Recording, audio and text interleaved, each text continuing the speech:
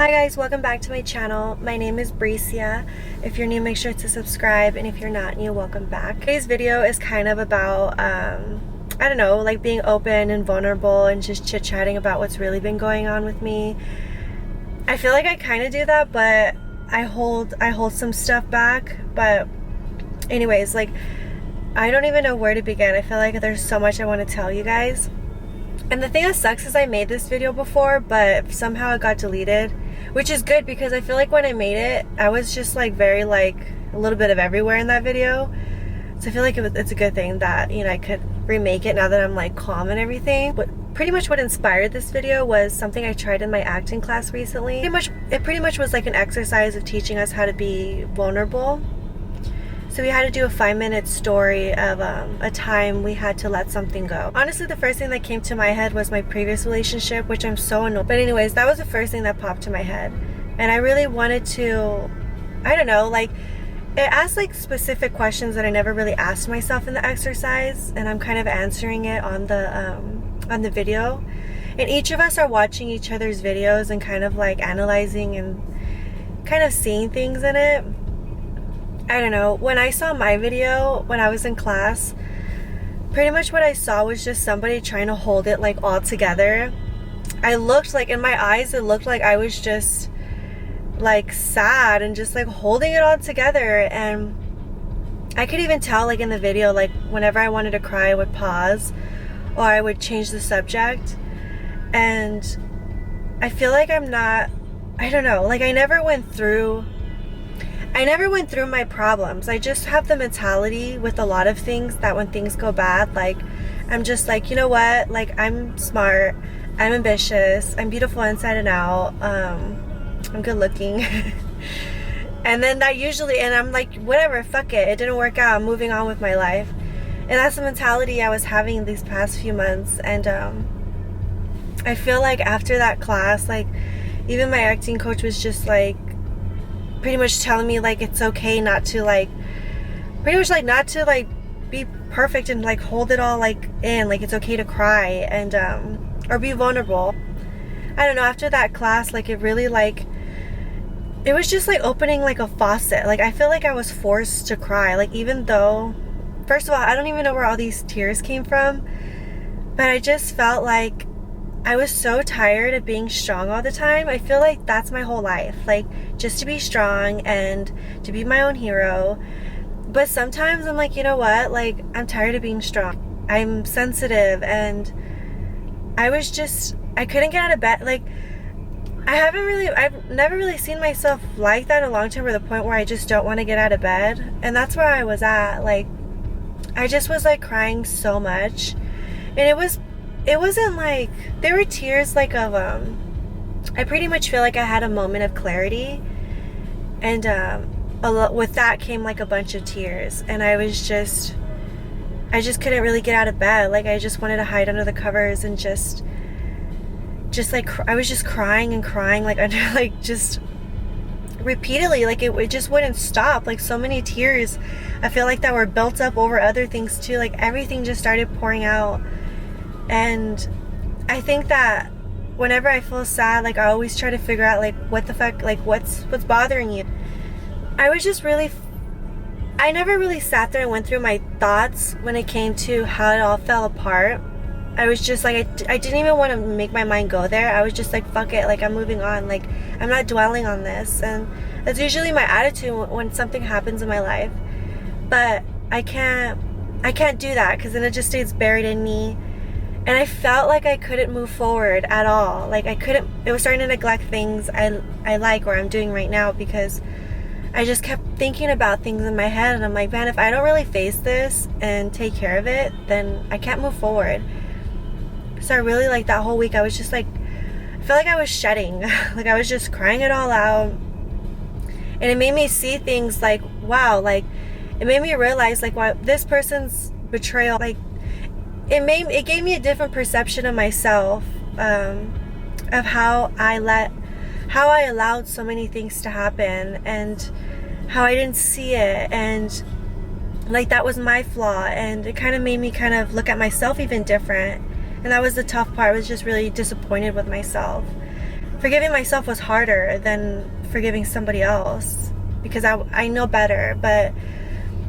And because of that, it made me reevaluate other relationships in my life, because I'm like, man, this is my flaw. Like, I didn't see that, and they were able to do that to me. Like, who else is doing that in my life? And I realized that there was a lot of people in my life doing that. I feel like everybody wants the same thing with me, but they go about it in different ways. Like, the majority of the people really only hit me up to be kind of like an eye candy or a accessory, and to make them look good. And they don't give a fuck if I'm, okay, let me give you an example. Like the other day, so I asked somebody something about like throwing an event at their lounge, and they kind of totally ignored what I said, and they were just like, oh, hey, my friend's having a birthday bash or whatever, like, you should come like as my date. And totally ignored what like pretty much what I said. And I was just like, the old me would have been like, yeah, I'm going, like, free drinks, like, and just free drinks and dinner. Like, but then I was like, no, Bricia, like, this person's only inviting you because this pretty much, they just want you to be for show, like, make them look good. And it's like, they don't give a fuck if you're there or not. Like, it's just for show. Like, things like that. Like, I noticed people were hitting me up for, they wanted, it just seems like I was watering a lot of dead plants. Like, I do more for people's life than they do for mine. And I started seeing that. I'm like, I don't fucking need this. Like, I just don't. Like, every time I need somebody, nobody's there. But anytime somebody needs me in life, I'm always there right away. It feels lonely when you cut people off, but it feels nice to have that peace and know that, you know, I don't have fake people in my corner. And I just remind myself, like, everything I'm going through right now, it's to mold me into the person I'm supposed to be. And now, like, anybody who's in my life now is brand new people. Like, anybody who was in the past, like, they're gone now in my life. Like, I've made my texts, I made my calls and said, like, I can't talk to you no more. People weren't happy, but but I'm happy. And I feel like I'm super selective of who's in my fucking, and like my presence, you know, who, I don't want everybody to have a seat at my table, you know what I mean? Like, I need to be more protective of myself and who I hang out with, because I felt like I was too trusting, like, and I got my fucking camera stolen because of that, you know what I mean? And just like other things. I think that's something that bothered me. Like, I was watching, hold on, I feel like I've been talking forever. I went to Starbucks. And I got this drink. It's my favorite ever. It's a iced brown sugar oat milk espresso, I think. I have a lot of people that are kind of in the same boat as me who write me, like, on Instagram. And I noticed that they all say the same thing. Like, they're all so ready for love again. They're just, like, already thinking of love.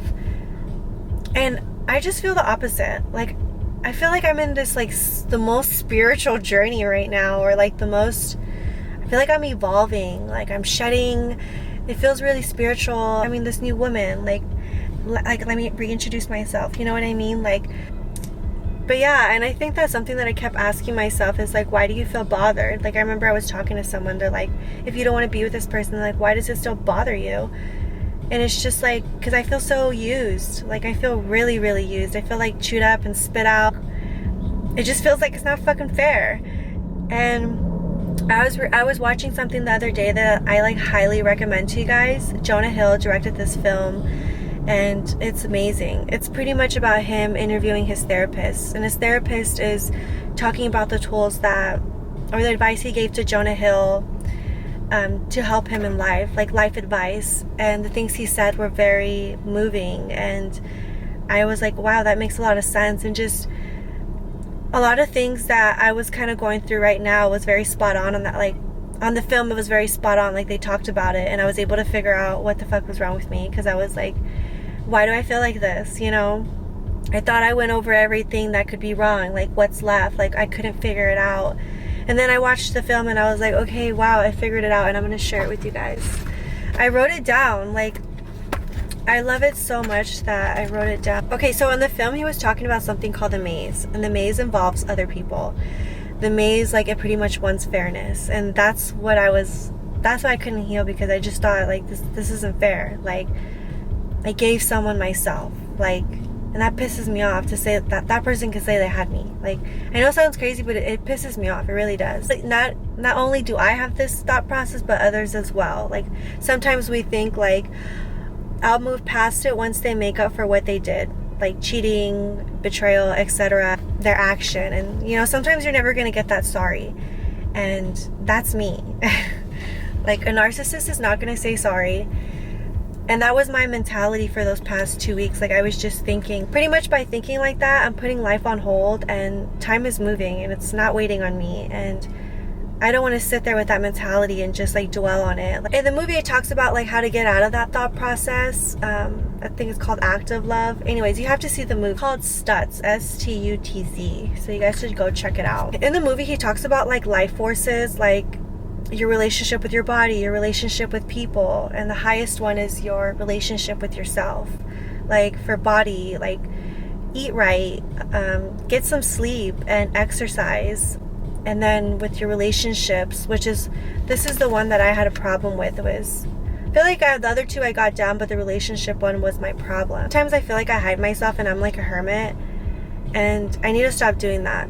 Something I learned in like watching that film, like that he said, that really stuck to it. He pretty much said that relationships in life help you get pulled back into life, which makes a lot of sense, because when you're by yourself, you're kind of like, you're detaching yourself from people, and you know, that's not normal. Like, hanging around people actually affects you in a positive way. The highest one is like yourself, like pretty much to have a relationship with your unconscious, to activate it. And in the film, he said that by doing all those things, it helps you mentally 85% already if you just start with that. So that's something I'm trying to work on, is just be more better at the people I pick and let into my life. You know what I mean? I was just going through a lot last week. I just wanted like a big hug. I was just like, I just want a hug, but at the same time I knew I was vulnerable, so I didn't want to be around people. So I was just like, I was really just going through it and like letting it all out. And it's nice. It felt like a cleanse. Like, I was just like, I just cried it all out, and I felt like now there's nothing left to cry. Like, I feel like I let it all out of my system. So that felt really nice. And trust me, like, I feel a lot better now. I feel like back to myself. Like, the reason I'm telling you this is because I feel better, but I did want to share my experience, because I don't want to just sit here and pretend like it's all like rainbows and butterflies when it's not.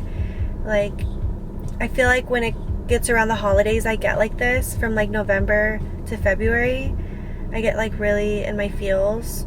It just reminds me of my mom. So I feel like I feel like I was taken back. Like, I feel like when I was in bed crying about it, it was just like a lot of things started opening. It started with the past relationship. It started with me thinking about my mom, because I was just thinking, like, in that moment, I was just thinking like how badly I would just want my mom, because I was just like, oh, I just want a hug. I want somebody older than, I don't know why I cannot listen to advice from people my age, because I feel like whatever they're gonna say, like, I already probably know, if not more. I need someone like an older lady to tell me something. Like, I just need something, you know, I don't know. And I was just like, I just really want a hug, like, and to be told it's gonna be fine, like, and I don't know, like, I just wanted that. Like, I was just so sick and tired of always being strong and like holding it all in. So I so I was just like trying to like so I was just trying to release as much as possible. You know, and then I realized, like, man, I thought I was over it, but I realized that I'm just still healing in different ways. And I gave myself like till the end of the year's almost over, to really just let it all out. Come the new year, I'm not fucking going into that. I'm not going into it with this energy, you know, but it is still fresh. So I wanted to like be like kind to myself and let myself feel, because sometimes I feel like I have the mentality like, oh, it didn't work out, okay, well, I have shit to do, like, and I'm just gonna keep going, and I don't handle my problems. And usually when I go through something, the way I express my feelings is through creativity, but I never really fully sit there and think about what happened, because I I just don't like to sit and dwell on things. But sometimes you have to really understand, how did that even happen? How did you let that happen? Just so you can learn to not do that the next time. Not just one person, but there's so many other relationships, like even friendships, family, that I just was like, I have to like just, if it serves me no purpose and it's just very toxic for me, I'm gonna have to remove you, and I'm gonna let you know. So yeah, so I was just shedding. Okay, so let's go into the next subject.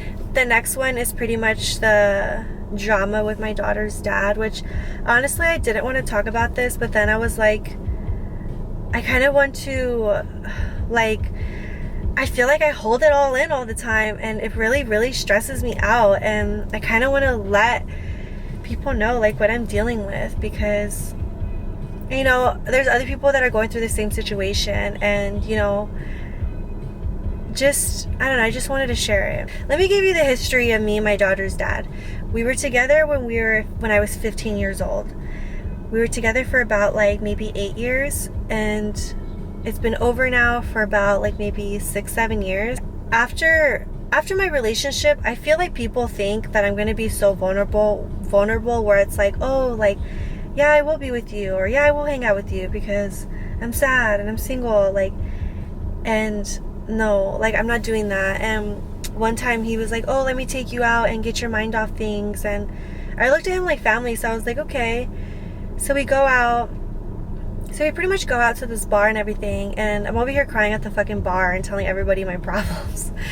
And then that's when I was like, I have to go. I'm like, because these people are like trying to give me advice at the bar and everybody's drunk. And I asked him, I'm like, can you take me home? I'm pretty much ready to go home. So we leave, and then he pretty much like starts crying, like literally sobbing, and starts saying like, why can't we be a family again? Like, what happened? Like, what did I do wrong? Like, if I do this, can we be together? Like, and he was just like sobbing, and it was just very like disturbing for me, if anything, because it's like, it's been 7 years. Like, I did not look at you like that, like, at all. And I was a kid when I knew you. Like, I liked him for the wrong reasons. Like, he had a car and I thought that was cool, but I'm different now. Like, I grew up and I'm not a kid. Like, I'm a woman now, and to me it's just crazy how, I don't mean to be a bitch, but I think it's crazy how out of the guys trying to be with me, that I would be like, hey, you know what, like, you know, I pick you. And I humbly mean that. Like, I humbly say that. I hope I don't sound like a bitch, but it's true. And what else?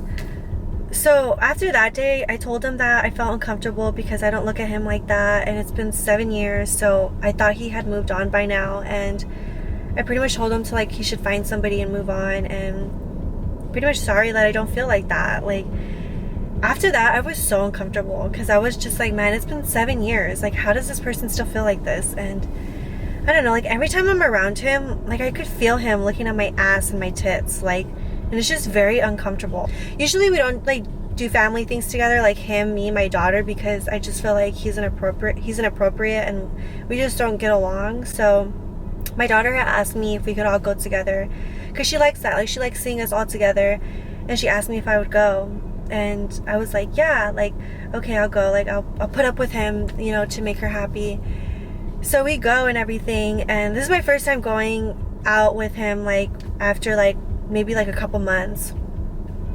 We're at this haunted house thing. He's, like, in front of me, pretending to be on his phone, and he, like, messes with his hair or whatever, and, like, accidentally hits my fucking boob, and I got even more pissed because I wasn't wearing a bra, so, like, he touched my nipple, and I was so pissed, and I was just like, ew, like, you're so fucking gross. And, like, honestly, like, we were in line, and there was people behind me and people in front of him, and I literally just wanted to, like, make a fucking show, but I'm like, you know, my daughter's here, so I told my daughter, like, to go sit by the bench where, like, where the other kids were at, and I, like, literally just went in on him because I felt so violated. And it's just like, how often does someone accidentally hit your fucking nipple?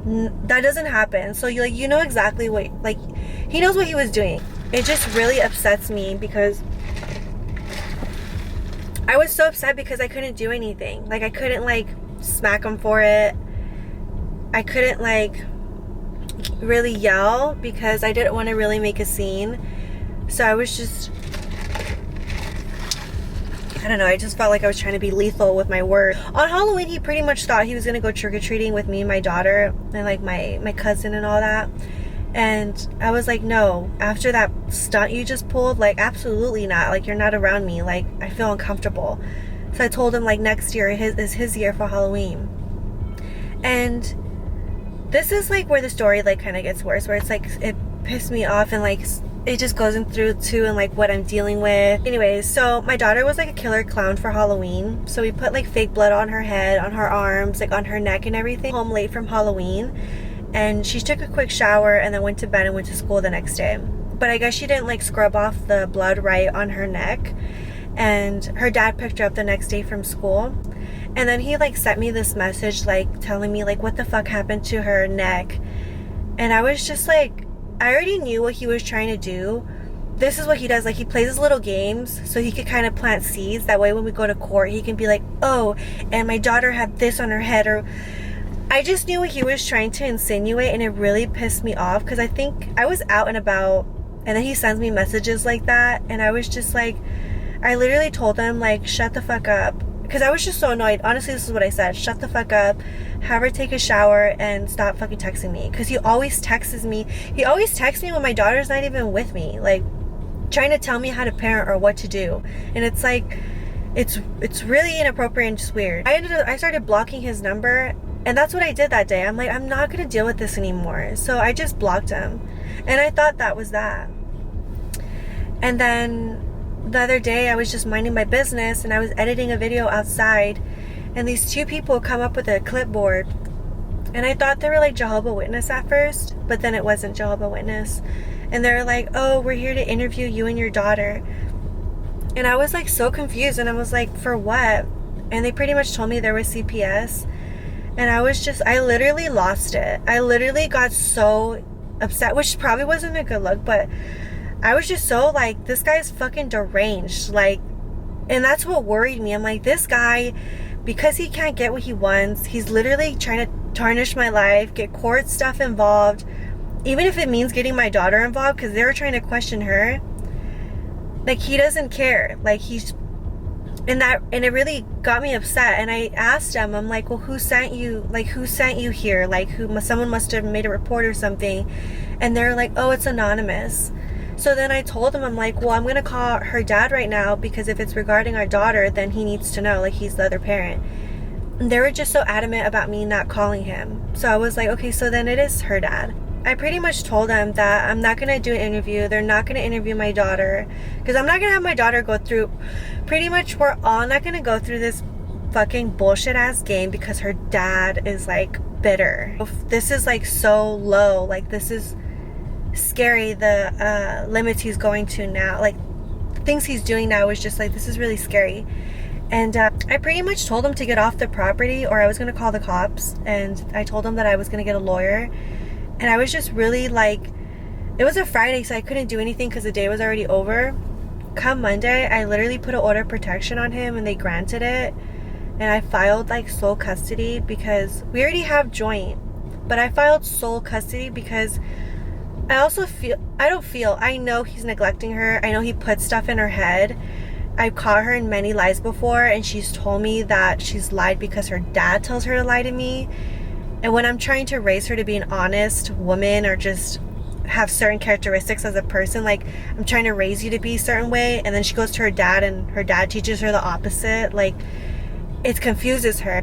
Like, he's using her against me to get to me. And I feel like because he doesn't know how to co-parent with me because he has emotions involved, he just wants to take my daughter away and not have me in the picture because he doesn't know how to have me in his life without being with him. Like, it's hard for him. Like, it makes him angry. Like, and it's just, so I just feel super protective over her right now. Like, I don't even want her. That's why I filed sole custody. Like, I'm not those moms to take, like, I'm going to let her see her dad and all. Like, I'm not, but I do want, like, visitation. Like, supervised, pretty much what I'm requesting is supervised visitation. It just sucks that we're two adults and we have to go to court and we we can't communicate well and co-parent.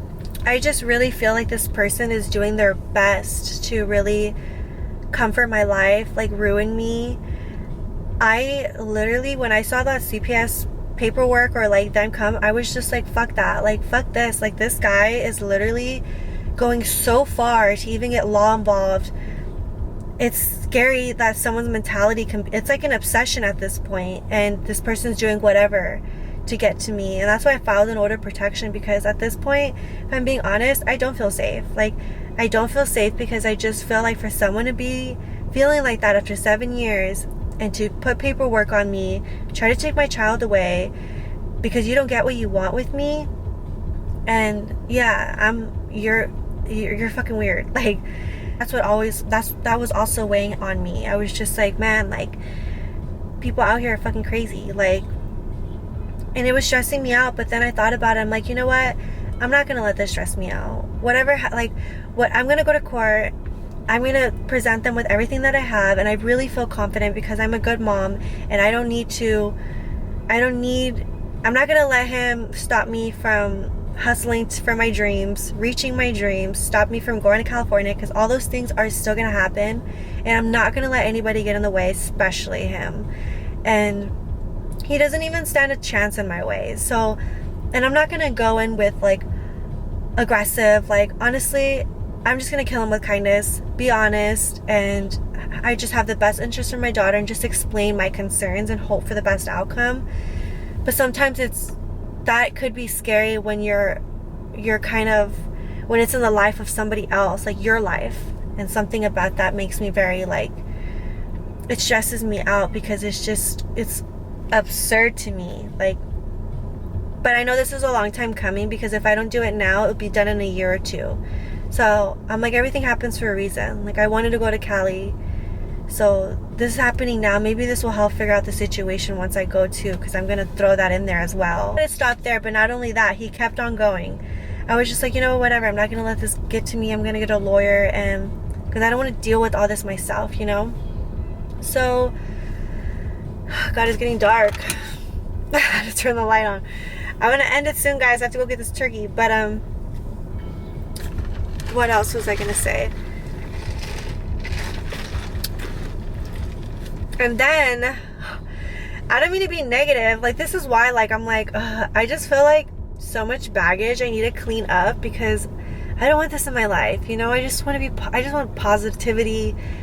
And I feel like he sees me, like, going up and, like, striving for my, like, just doing good. And I feel like he's just being a hater. And this is another thing that, like, really got to me. I was like, what the fuck? Like, so the other day I got served by him, and he also filed sole custody for my daughter as well. But he wants me to have her Monday, every other month. What the fuck did he write? Wait, hold on. Friday. He wants my days to be Fridays through Mondays. So pretty much on the weekends, which tells you a lot. And then he is putting child support on me. Like, he wants me to pay him for child support. And I'm like, this guy is fucking crazy. Like, that just shows a lot about your character as a man, that you want your mother, your child, to pay you. He doesn't pay me child support. And when he did, like 7 months ago, he paid $100 a month in child support.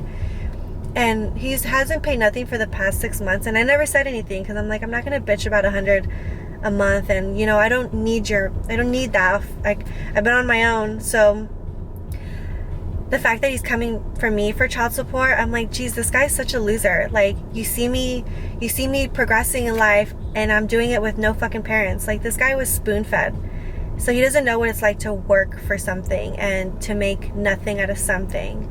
And because I'm making that happen, because there's progression, I feel like he's coming for that. Like, and you know, it's not funny, but I said this to someone the other day. I'm like, one day he's gonna try to put child support on me because he's gonna try to take money from me. But I know that they're not gonna approve that, because my daughter's with me like pretty much Monday through Friday. He has her every other weekend, and like one Tuesday. Like, he has her on Tuesdays. So I was just like, the fact that I hope they see him for what he is and what he's doing. Like, this is all just emotion to him. This isn't about the best interest for our daughter. This is all about him. It's just like this vendetta he has towards me. I'm gonna not let this person get to me, and I'm gonna live my best life, and I'm gonna take care of this as well. But no matter what, I'm not gonna sit here and cry about it, because I know that that's exactly what he wants. Like, because I didn't want him when I'm single, which is fucking crazy. Like, he's just like, oh, this bitch is happy, she's living her best life, like, let me do something. I just feel like I try my best, but it's hard to co-parent with somebody when your second name is stupid bitch. Literally, he calls me stupid bitch all the time. Like, stupid bitch is my second name. I just got out of a shitty ass fucking abusive piece of shit person relationship. I'm not gonna sit here and allow anybody moving forward to even treat me a little bit like shit ever.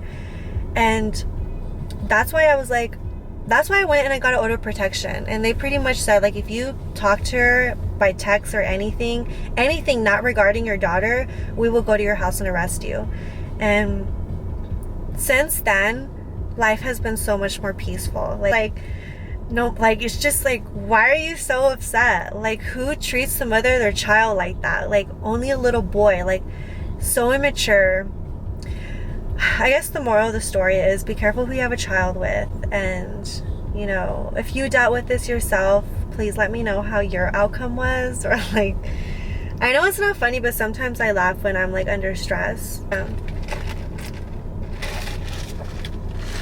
So I'm pretty much handling that, and, like, I don't know, I just think that there's very evil spirited people out here, guys. Like, so be careful. Anyways, I hope you guys enjoyed this video. I know it was just me just chit-chatting, but I kind of just wanted to rant and just talk with you guys. In the next video I got you, it's gonna be a vlog. I'm going to Mexico for Thanksgiving, and then I'll be in LA this Friday, so I'm really excited. Make sure to like, comment, and subscribe, and thank you so much for watching.